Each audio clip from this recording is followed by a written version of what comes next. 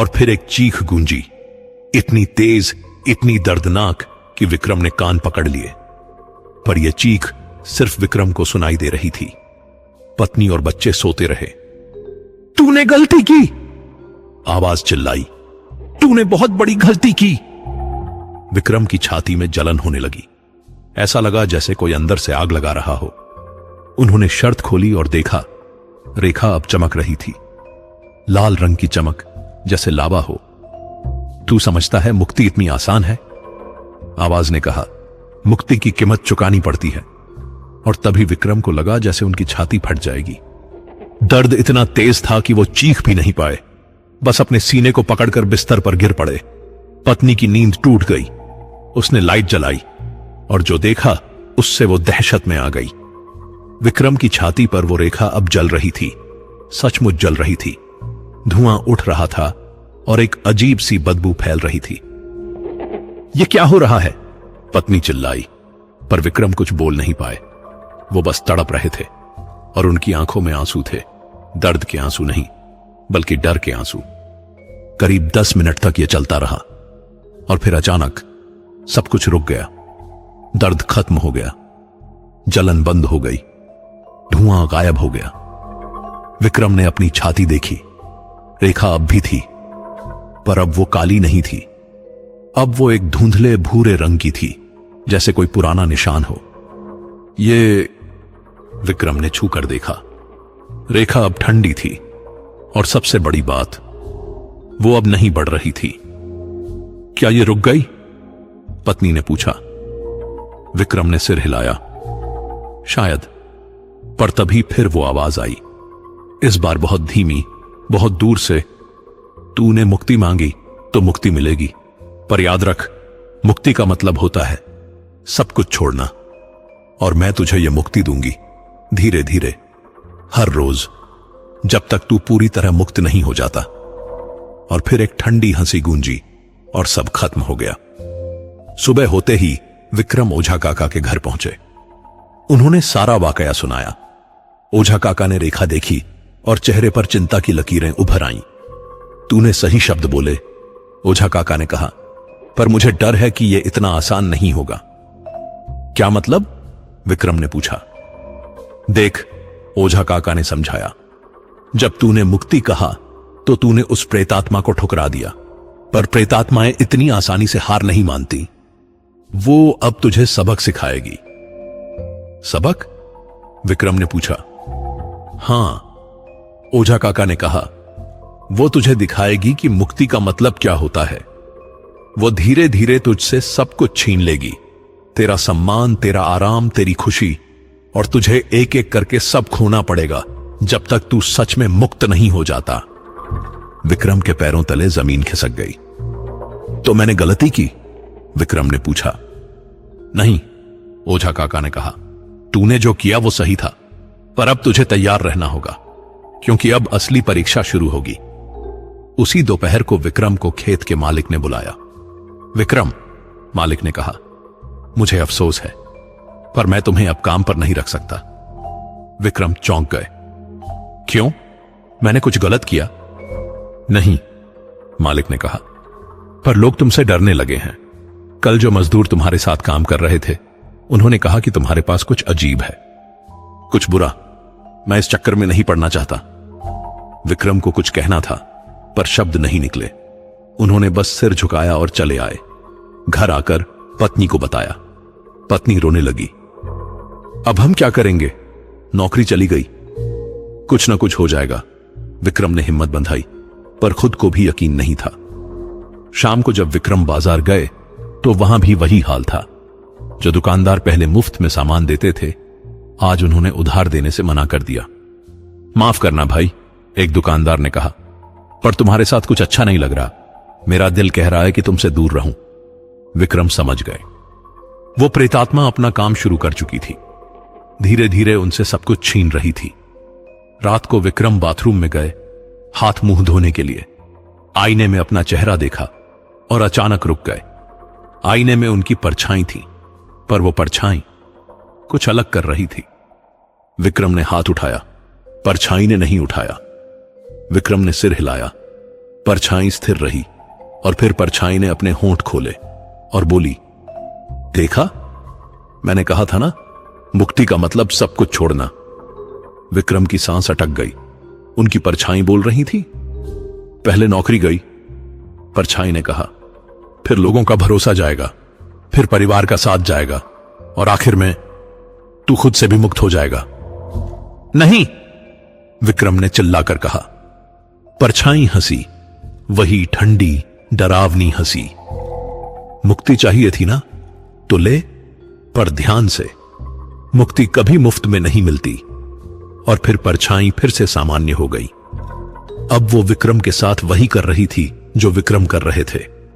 विक्रम भागकर कमरे में आए, पसीने से तरबतर थे।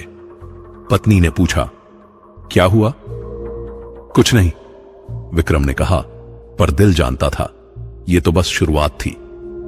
रात के 2 बजे विक्रम को अचानक नींद से जगा दिया गया। किसी ने उन्हें हिलाया था। उन्होंने आंखें खोली, कोई नहीं था। पत्नी सो रही थी, पर विक्रम को लगा जैसे कमरे में कोई और है। उन्होंने चारों तरफ देखा और तभी कोने में, अंधेरे में उन्हें कुछ दिखा। एक साया, काला घना साया जो हिल रहा था, धीरे धीरे विक्रम की तरफ बढ़ रहा था। विक्रम के रोंगटे खड़े हो गए। वो उठना चाहते थे, पर शरीर नहीं हिला, जैसे किसी ने उन्हें जकड़ लिया हो। साया पास आता गया और जब वो बिल्कुल नजदीक आया तो विक्रम ने देखा उस साये में 2 लाल आंखें थीं, वही आंखें जो उन्होंने सपने में देखी थी। तू भाग नहीं सकता, साये ने कहा। तू मुक्ति मांगता है, पर तू नहीं जानता कि मुक्ति का मतलब क्या है।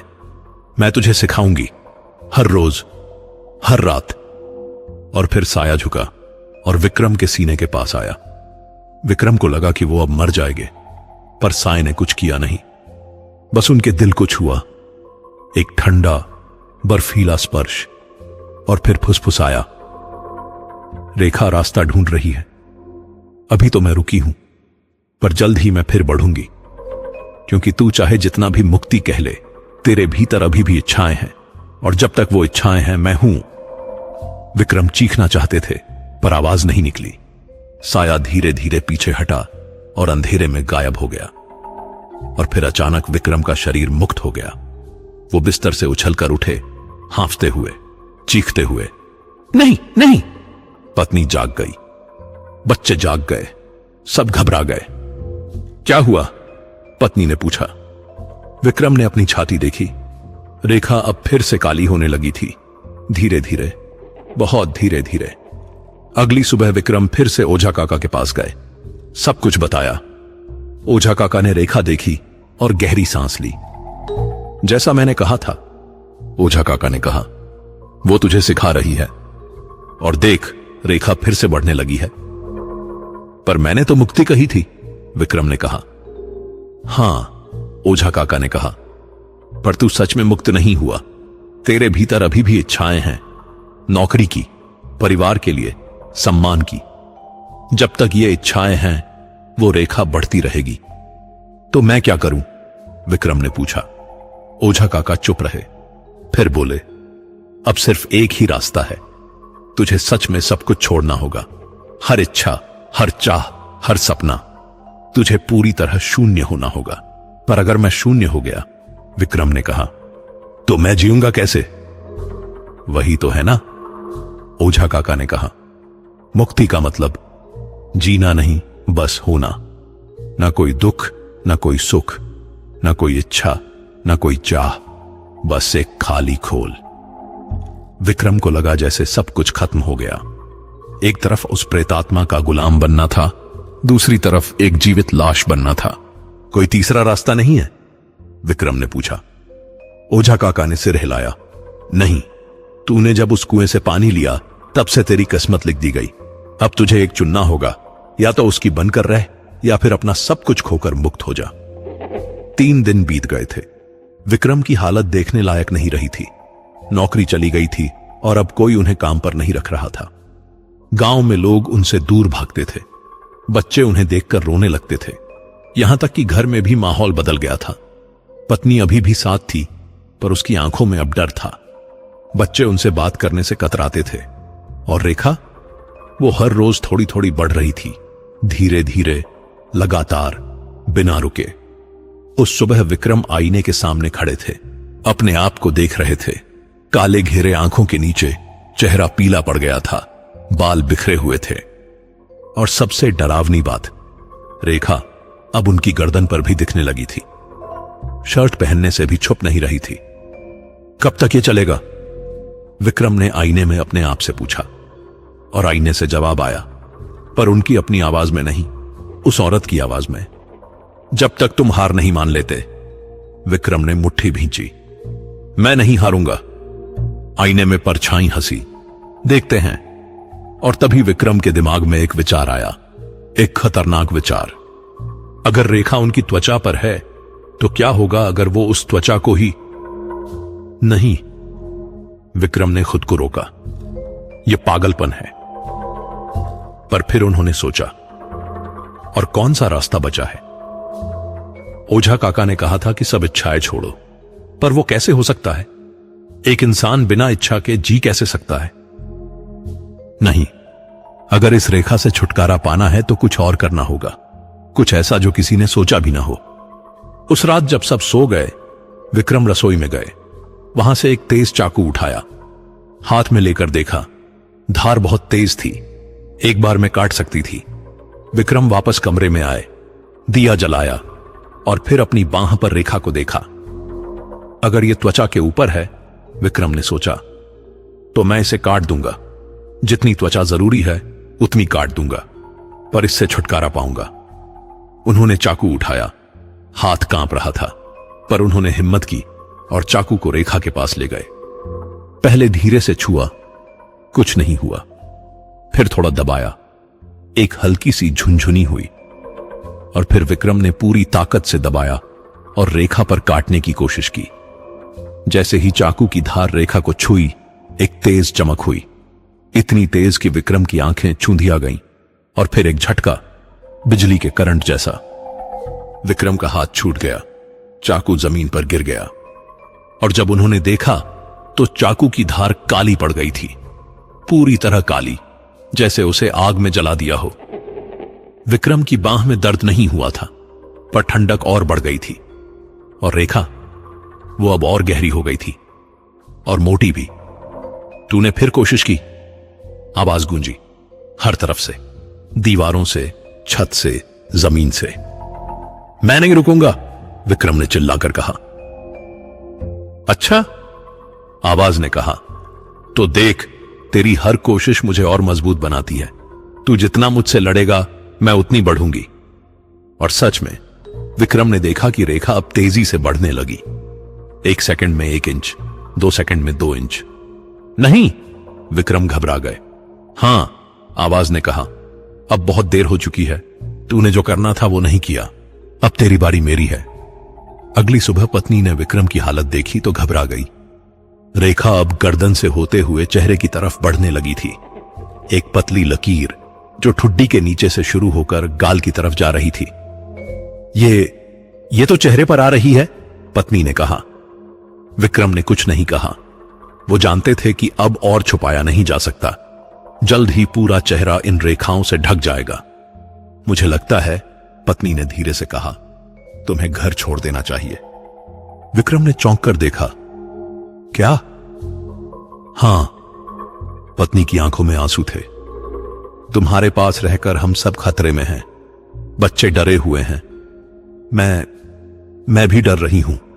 शायद अगर तुम दूर चले जाओ तो क्या? विक्रम की आवाज कांप गई। तुम सोचती हो कि मैं तुम्हें छोड़कर चला जाऊं? मैं नहीं कह रही कि हमेशा के लिए, पत्नी ने कहा, पर जब तक यह चीज खत्म नहीं हो जाती। विक्रम को लगा जैसे किसी ने दिल में छुरा घोंप दिया। पत्नी भी अब उनसे दूर जाना चाहती थी। वो प्रेतात्मा सही साबित हो रही थी, धीरे धीरे सब कुछ छीन रही थी। ठीक है, विक्रम ने कहा, मैं चला जाऊंगा। उन्होंने कुछ कपड़े एक पोटली में बांधे और घर से निकल पड़े। पत्नी और बच्चे दरवाजे पर खड़े थे, रोते हुए, पर रोक नहीं रहे थे। और जैसे ही विक्रम गली से बाहर निकले, उन्हें फिर वो आवाज सुनाई दी। देखा, मुक्ति का पहला पड़ाव, परिवार से मुक्ति। विक्रम बिना किसी मंजिल के भटक रहे थे। गांव से बाहर निकल गए और एक सुनसान रास्ते पर चल रहे थे। सूरज ढल रहा था और उन्हें कहीं रुकना था। तभी उन्हें दूर एक बरगद का पेड़ दिखा और उसके नीचे कोई बैठा हुआ था। पास जाकर देखा, एक बूढ़ा साधु था, गेरुए कपड़ों में, जटाएं बढ़ी हुई, माथे पर तिलक। बैठ जा बेटा, साधु ने बिना देखे कहा। विक्रम चौंके। आपको कैसे पता कि मैं यहां हूं? बहुत कुछ पता है मुझे। साधु ने आंखें खोली। उनकी आंखें बहुत गहरी थीं, जैसे समुद्र की तलहटी हो। विक्रम बैठ गए। साधु ने उनकी बांह देखी। रेखा अब कोहनी से लेकर कंधे तक और सीने से होते हुए गर्दन तक फैल चुकी थी। कर्ण पिशाचिनी, साधु ने कहा। विक्रम के रोंगटे खड़े हो गए। आपको कैसे पता? मैंने ऐसा पहले भी देखा है, साधु ने कहा। 30 साल पहले एक और आदमी, वो भी तेरी तरह उस कुएं से पानी लाया था। क्या हुआ उसका? विक्रम ने पूछा। साधु चुप रहे, फिर धीरे से बोले, वो अब उसी कुएं में है। विक्रम का दिल बैठ गया। पर साधु ने कहा, तू उससे अलग है। कैसे?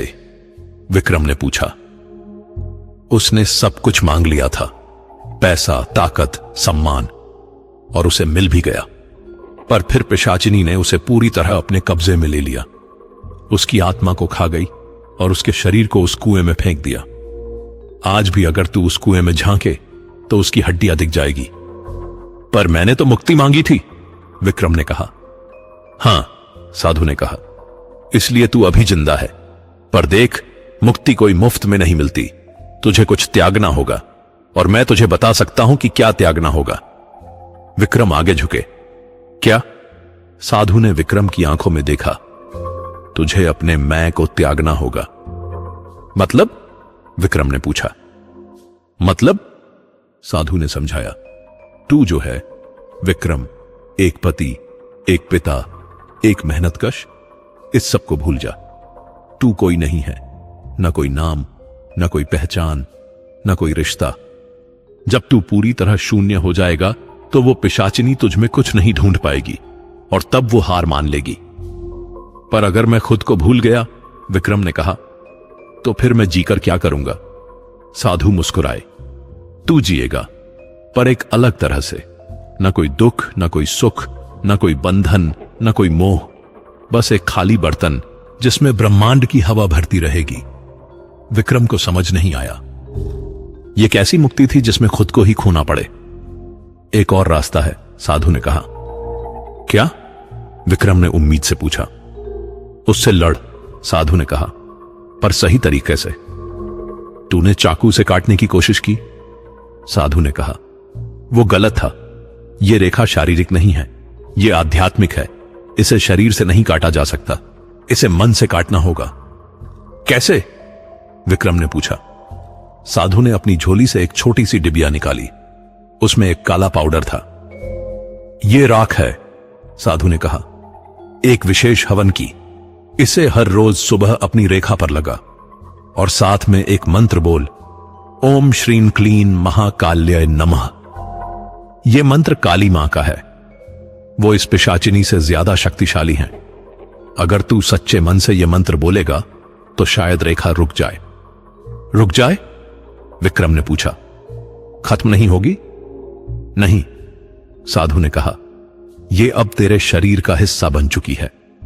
यह कभी पूरी तरह नहीं जाएगी, पर रुक सकती है, बढ़ना बंद हो सकता है। और अगर तूने सच में अपने मन को साफ कर लिया तो धीरे धीरे यह हल्की होती जाएगी। विक्रम ने डिबिया ली।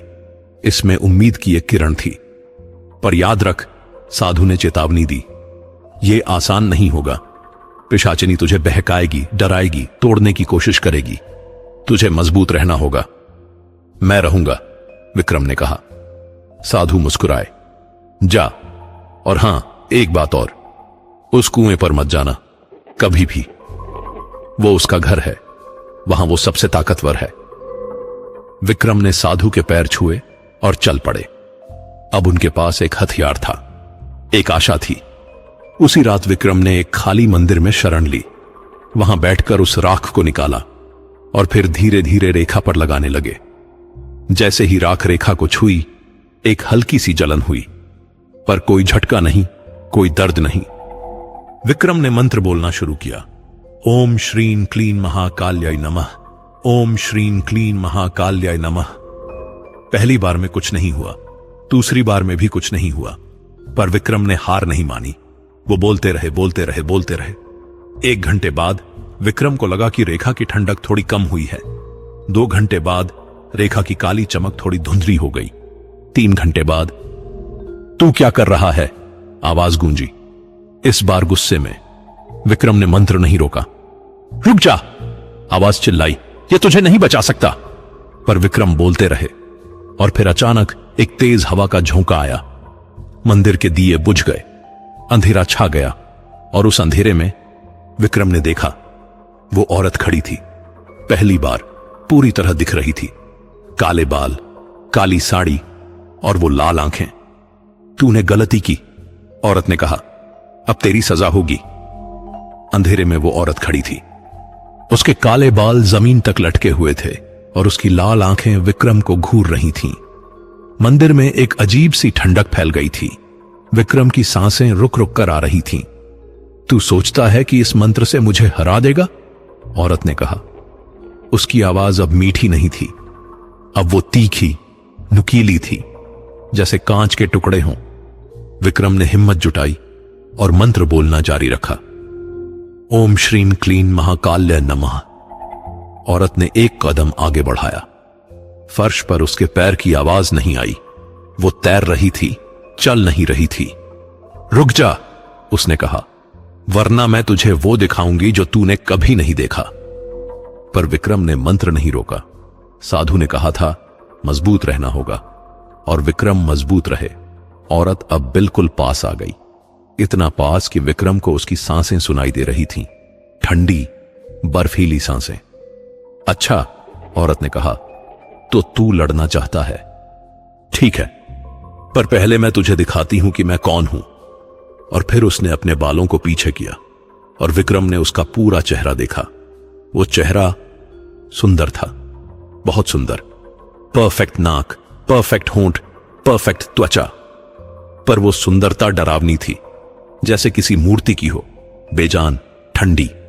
मेरा नाम मोहिनी था, उसने कहा। 200 साल पहले मैं इसी गांव में रहती थी और मैं भी तेरी तरह गरीब थी, बेबस थी।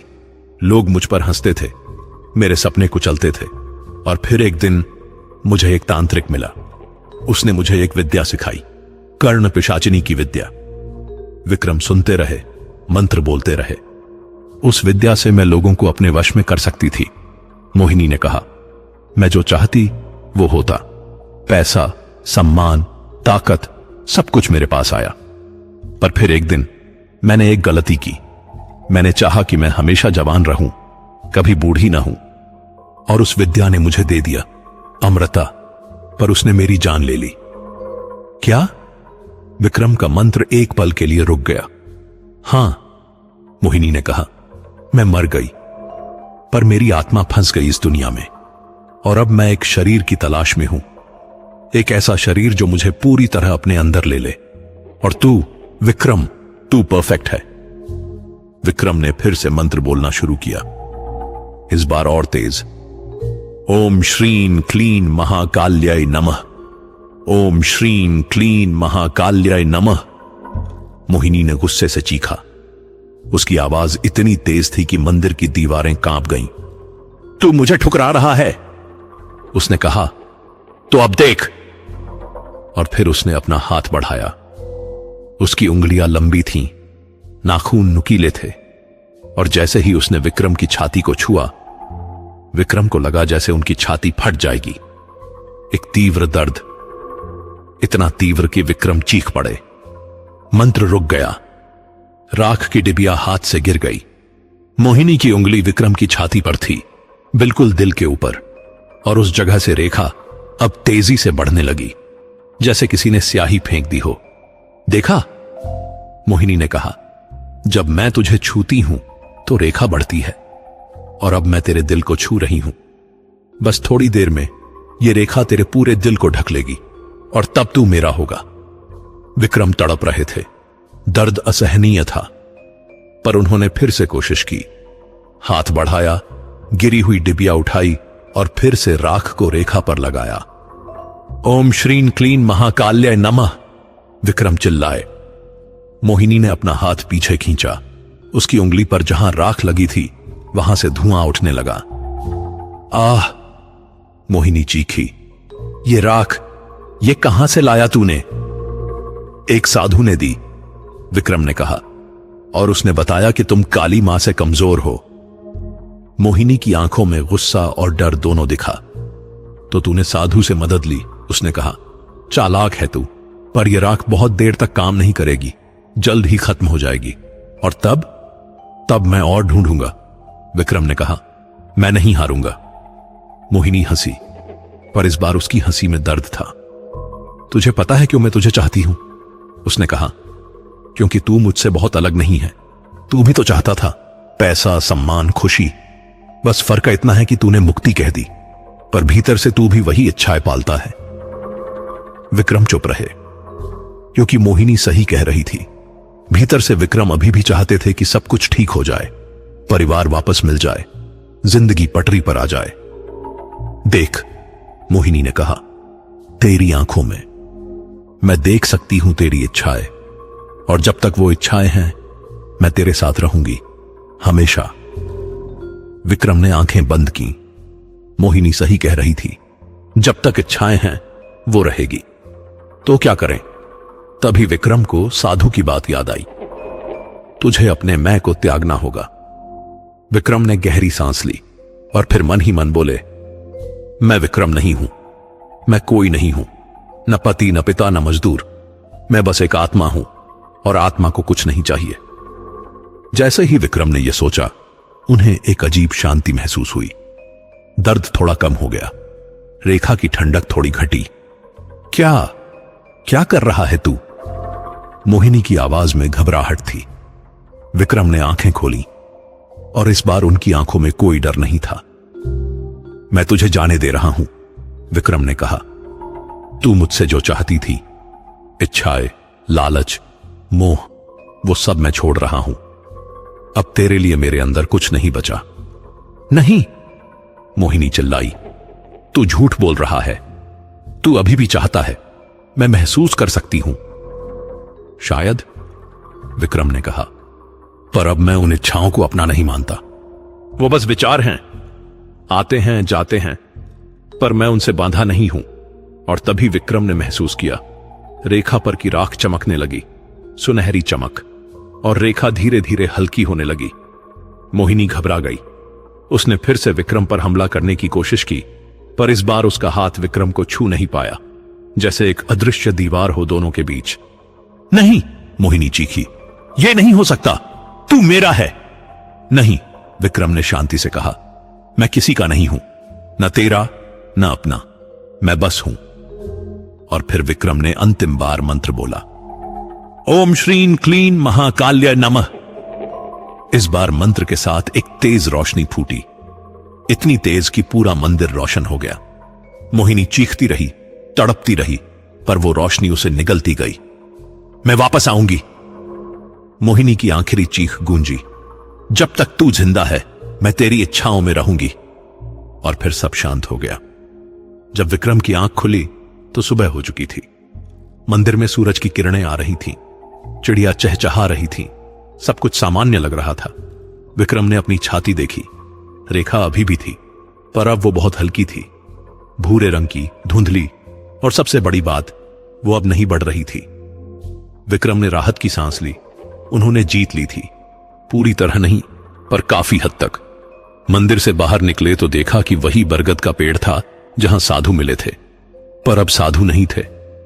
बस एक छोटी सी पर्ची पड़ी थी जिस पर लिखा था, बेटा तूने अच्छा किया, पर याद रख ये लड़ाई कभी पूरी तरह खत्म नहीं होती। जब तक जिंदगी है इच्छाएं रहेंगी, और जब तक इच्छाएं हैं वो रहेगी। पर अब तू जानता है कि कैसे लड़ना है, मजबूत रहना, और हर रोज सुबह खुद को याद दिलाना, मैं कोई नहीं हूं, मैं बस हूं।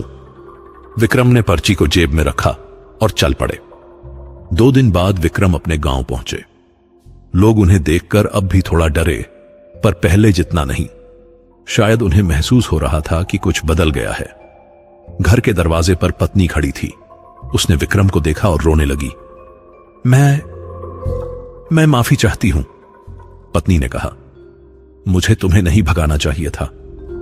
नहीं, विक्रम ने कहा, तुमने सही किया। मुझे अकेले इस लड़ाई को लड़ना था और अब मैं लड़ चुका हूं। पत्नी ने विक्रम की छाती देखी। रेखा अब इतनी हल्की थी कि मुश्किल से दिखती थी। ये चली गई? पत्नी ने पूछा। नहीं, विक्रम ने कहा, यह कभी पूरी तरह नहीं जाएगी। यह अब मेरे साथ रहेगी, हमेशा, एक याद की तरह कि मैं कौन हूं और मैं कौन नहीं हूं। बच्चे बाहर आए।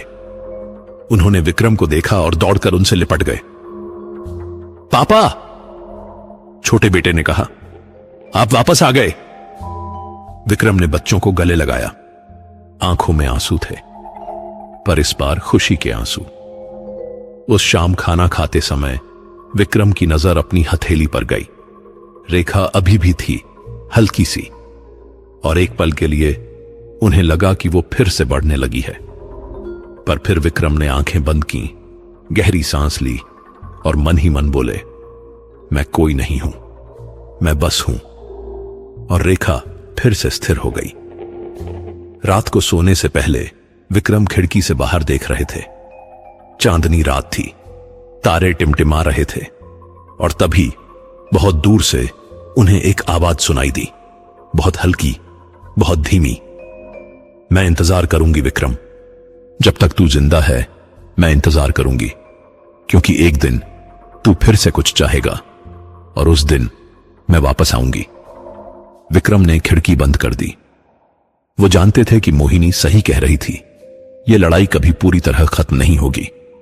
हर रोज, हर पल उन्हें खुद से लड़ना होगा, अपनी इच्छाओं से, अपनी चाहतों से।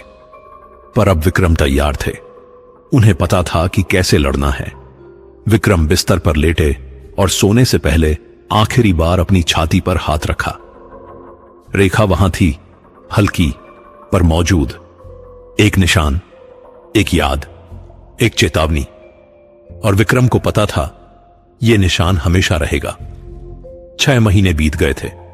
विक्रम की जिंदगी धीरे धीरे पटरी पर लौट रही थी। उन्हें फिर से काम मिल गया था, एक छोटे से होटल में। पैसे कम थे पर काफी थे। घर का खर्च चल रहा था, बच्चे स्कूल जा रहे थे। पत्नी फिर से मुस्कुराने लगी थी। पर सब कुछ पहले जैसा नहीं था और कभी नहीं हो सकता था।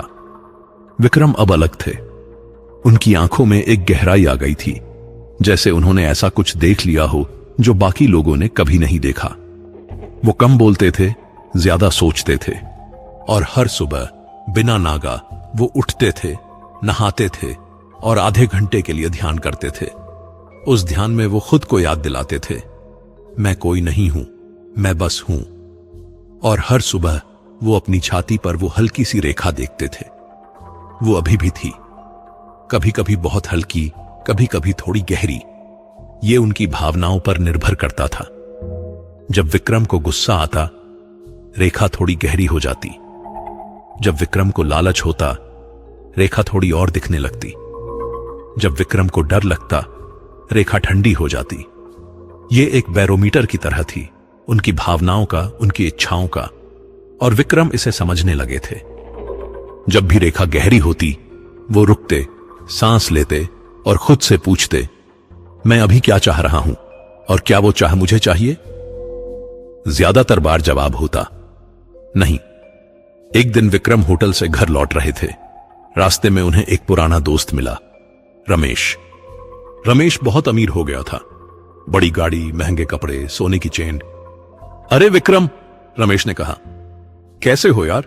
सुना मैंने तुम अब होटल में काम करते हो। हां, विक्रम ने कहा। अरे भाई, तुम तो पढ़े लिखे हो, रमेश ने कहा। क्यों इतनी छोटी नौकरी कर रहे हो? देखो मुझे, मैंने एक बिजनेस शुरू किया और आज।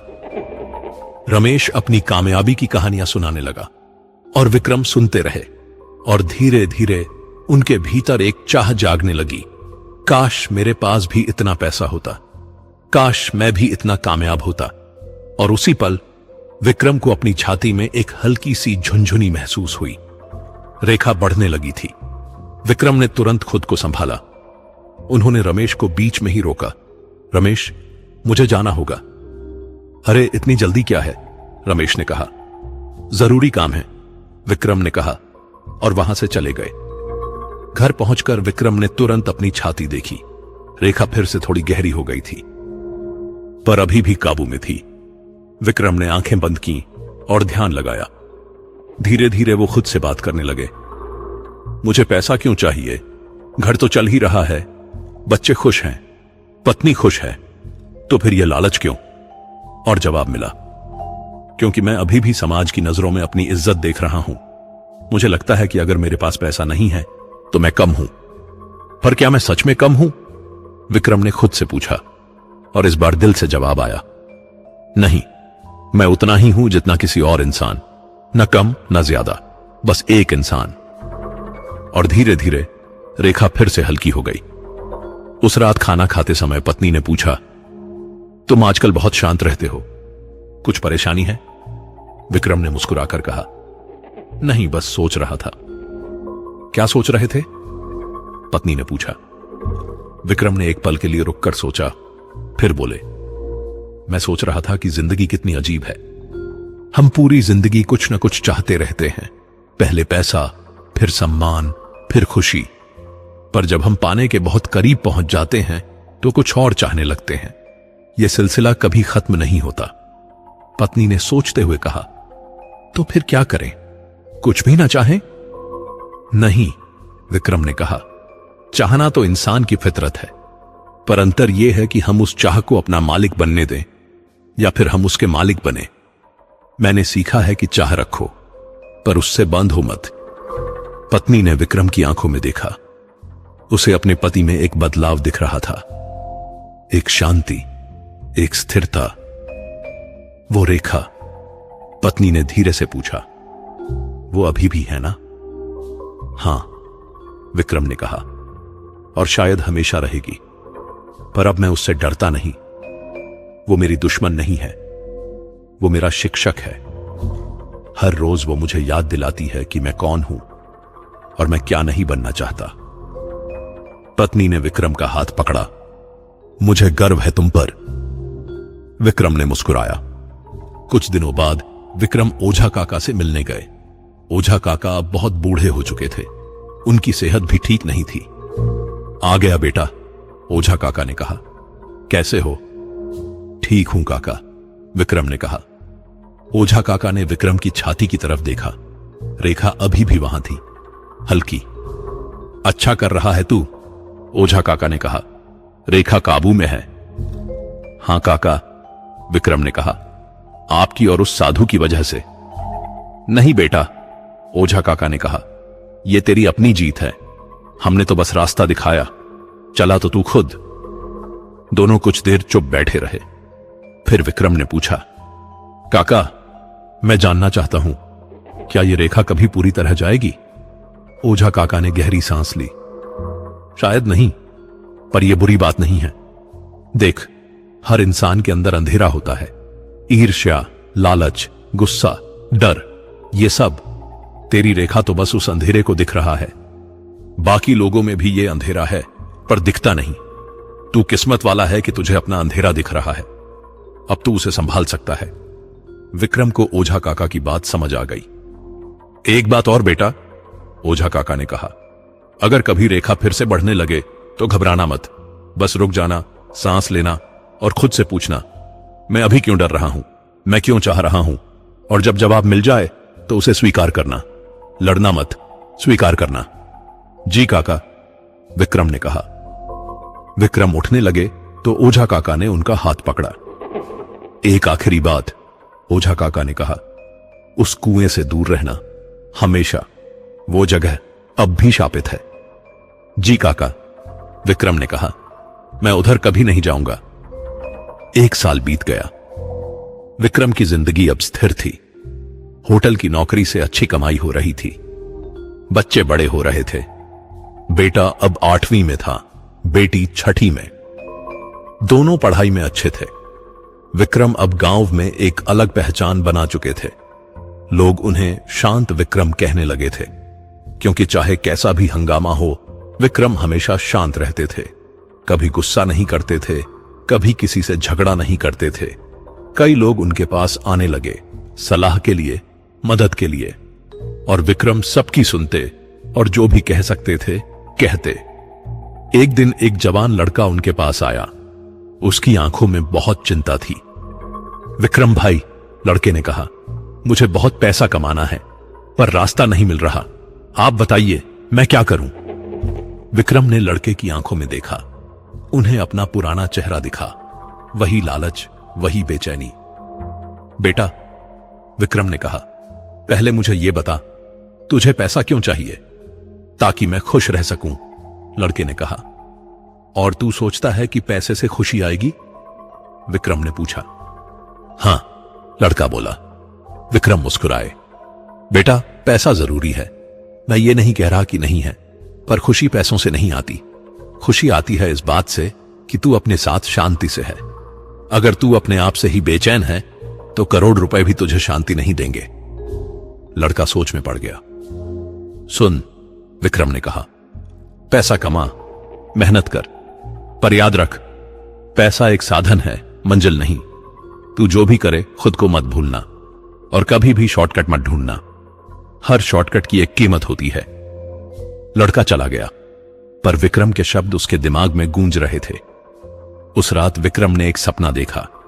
वो फिर से उसी कुएं के पास खड़े थे, पर इस बार डर नहीं था, बस एक शांति थी।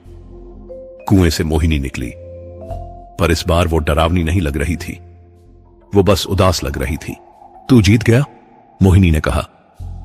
नहीं, विक्रम ने कहा, मैंने नहीं जीता, हम दोनों हार गए। तू अपनी इच्छाओं में हारी, मैं भी लगभग हारने ही वाला था, पर अब मैं समझ गया हूं, यह कोई जंग नहीं थी, यह एक सबक था। मोहिनी ने विक्रम की आंखों में देखा। तू अलग है, दूसरे लोग भी वैसे ही हैं, विक्रम ने कहा। बस उन्हें मौका नहीं मिला सीखने का, मुझे मिला, और अब मैं तुझे माफ करता हूं। मोहिनी चौंक गई। माफ? हां, विक्रम ने कहा। तूने जो भी किया वो तेरी मजबूरी थी। तू भी तो फंसी हुई है इस दुनिया में, अपनी इच्छाओं में। शायद एक दिन तू भी मुक्त हो जाएगी। मोहिनी की आंखों में आंसू आ गए। पहली बार उसे किसी ने समझा था। मैं वापस नहीं आऊंगी, मोहिनी ने कहा, तेरे पास। तूने मुझे हराया नहीं, तूने मुझे समझा, और यह मुझसे कोई नहीं कर पाया। और फिर मोहिनी धीरे धीरे धुंधली होती गई और गायब हो गई। विक्रम की नींद खुल गई। सुबह हो चुकी थी। उन्होंने अपनी छाती देखी, रेखा अब लगभग गायब हो चुकी थी। बस एक बहुत ही हल्का सा निशान था जो सिर्फ बहुत ध्यान से देखने पर दिखता था। विक्रम मुस्कुराए। शायद यह सच में खत्म हो गया था। आज विक्रम की उम्र 50 के करीब है। उनके बाल सफेद हो चुके हैं, चेहरे पर झुर्रियां पड़ गई हैं, पर आंखों में अभी भी वही शांति है। लोग उन्हें ज्ञानी विक्रम कहते हैं अब, क्योंकि जब भी कोई परेशान होता है वो विक्रम के पास आता है, और विक्रम बस सुनते हैं और कुछ शब्द कहते हैं, पर वो शब्द दिल को छू जाते हैं। आज भी हर सुबह विक्रम उठते हैं और ध्यान करते हैं, और कभी कभी, बहुत कम, वो अपनी छाती पर वो निशान देखते हैं। वो लगभग गायब है, पर पूरी तरह नहीं, और विक्रम को अच्छा लगता है कि वो है, क्योंकि वो निशान उन्हें याद दिलाता है कि इच्छाएं इंसान को मार सकती हैं अगर इंसान उन्हें अपना मालिक बनने दे, कि खुशी बाहर नहीं, भीतर है, कि मुक्ति का मतलब सब कुछ छोड़ना नहीं, बल्कि सब कुछ को बिना बंधे स्वीकार करना है।